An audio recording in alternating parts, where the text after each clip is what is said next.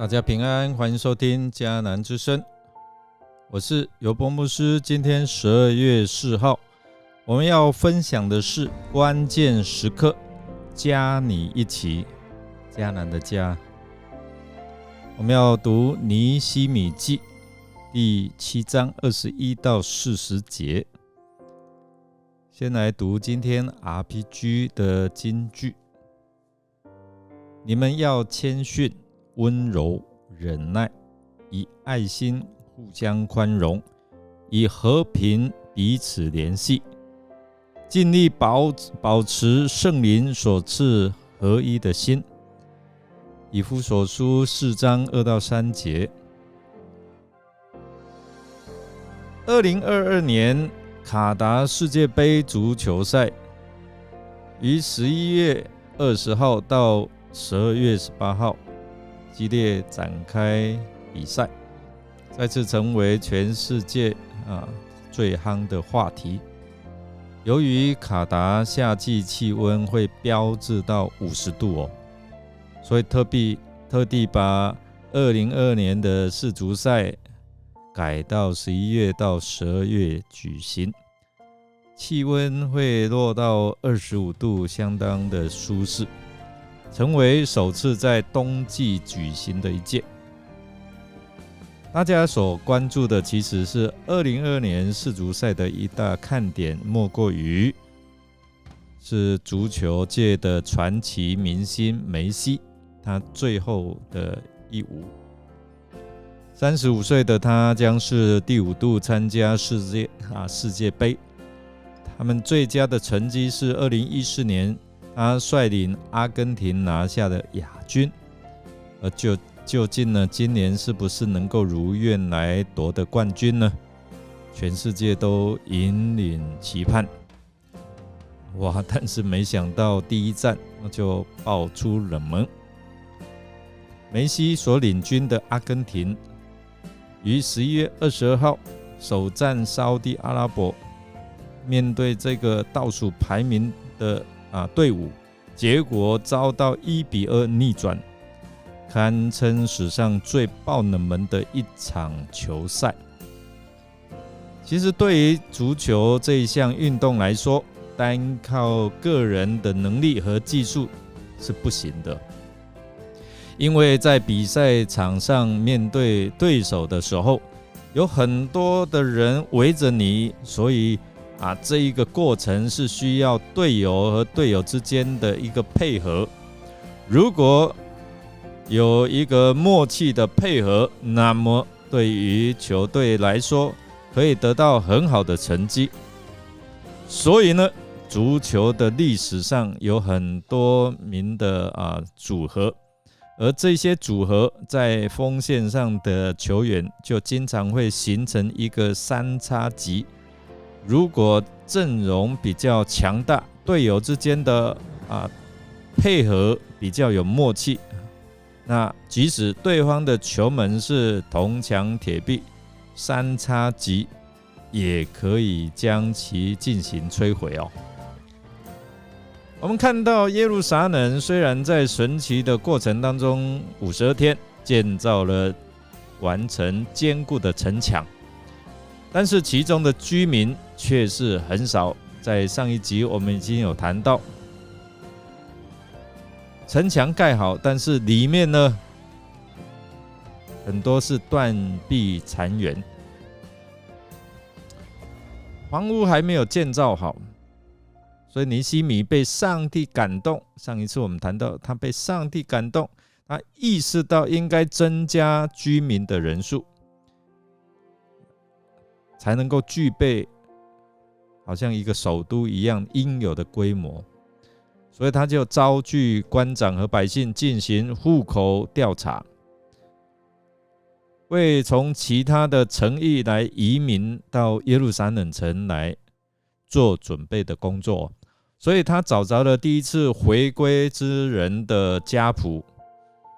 我们看从55节到73节，或者是在以斯拉第2章所记载的，他就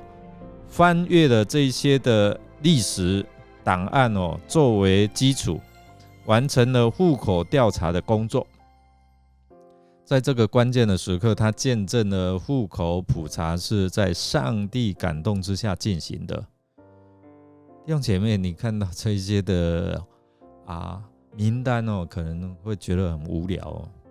但是其实我们看，如果经过牧师这样解说，他在上帝的感动，然后他做这些的户口普查，每一个人都很重要。所以尼希米在圣选领袖之后，他呼召百姓，这些百姓平民一起来重新合一，来守护耶路撒冷的安全。这一群人其实也是复兴耶路撒冷的骨干，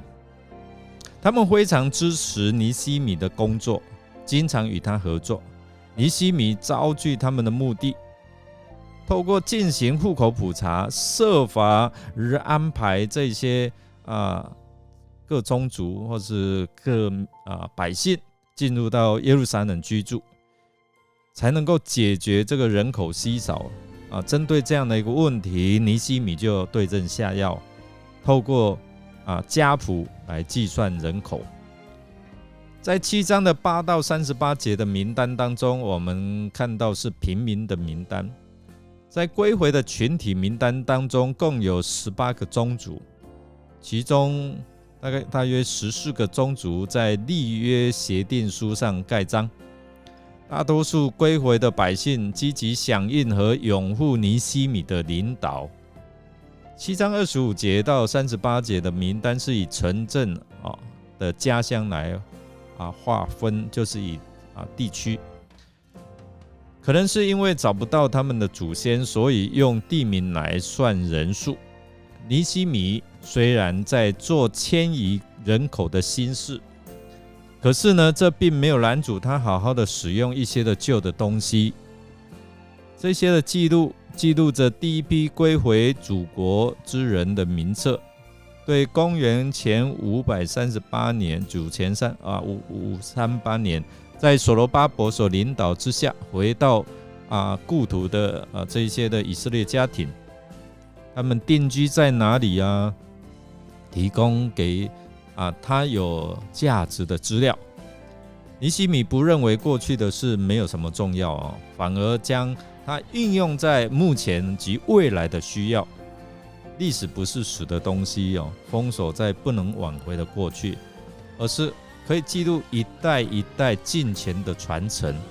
而它也是其中的一份子。那么我们看到在名册上面都能够诉说自己的故事每个宗族其实有每个宗族他们的感恩历史感谢神对他们家有好几代的恩典和信实。可能弟兄姐妹你是几代的基督徒，你也可以在诉说你上一代或者是上上一代他们如何认识福音的这样的一个过程对尼希米时代住在犹大的人而言，这个名册保留了他们对先祖的记忆。几十年来，他们在不同的事工上服侍上帝他描述了上世纪的人准备离开较舒适安稳的异国生活，回到从未见过、充满挑战的新环境。他们听从了上帝的呼召，回到被敌人铁蹄踩令、满目疮痍、荒芜废弃的祖国。就好像之前亚伯拉罕、约瑟、摩西和约书亚，他们再一次的出埃及，决心过着凭信心倚靠顺服神的冒险生活。这个名册简短来提到一些以色列家庭，以浓缩的方式来记录那些照着上帝的指示出去的时候还不知往哪里去，所表现出来的勇气、爱心和忠诚。其实在这个古老的档案不仅为尼希米的迁移人口提供了拟定原则和后来确实执行时所需要的资料，你可以看到11章那边也成为当时住在犹大乡镇的人搬到耶路撒冷去的一个推动力。鼓励他们效法先祖牺牲的榜样，准备冒险进入充满变数的城市，因应时代的不断变迁。我们为了下一代的信仰，今天教会也会做一些的调整，甚至在明年未来会做一些的调整和改变。比如明年要设立亲子礼拜，这需要有好多这一些的对这个事工有负担的人来参与哦。弟兄姐妹，在这样的一个委身服事的名单上面，是否愿意加你一起？你愿意吗？一起来为新世代的需要发挥你的恩赐才能，就好像这些的家族一样，他们愿意委身。你愿意吗？愿意加你一起祝福未来的新世代、新生代，成为敬虔爱主的世代吗？让信仰能够一代一代持续的传承下去哦。因为有加你一起，让神的爱不断的扩张，让更多的人，甚至是社区的这些家长、年轻的夫妇带着孩子来参加，同享主的恩典与慈爱。你愿意吗？为了下一代的信仰，你是否愿意加你一起委身来守护下一代，能够成为敬虔爱主的后代？